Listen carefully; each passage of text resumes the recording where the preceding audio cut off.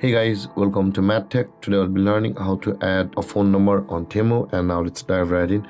Now to add a phone number on your Temu account, first open up your Temu app, and after opening your Temu app guys, on this interface at the bottom of the screen you can see the U button available for us. Tap on the U button at the bottom of the screen, and when this menu appears, again tap on the settings option available for us at the top right corner of the screen.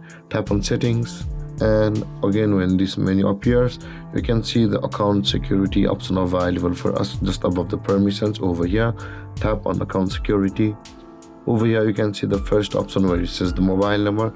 Tap on the add button over here at the right side of the mobile phone number and enter your phone number or whichever may it be guys, and after that tap on the submit button over here and go through the process and verify your necessary credentials, and maybe there will be an OTP to your number for verification. After doing that guys, after following the procedure to the end, your phone number will be added on your Temu account. And there guys, this is how to add your phone number on Temu. And if you have any confusions or questions regarding the topic, feel free to comment in the comment section below, and don't forget to like, subscribe and hit that bell icon for more videos. Thank you for watching guys. Peace.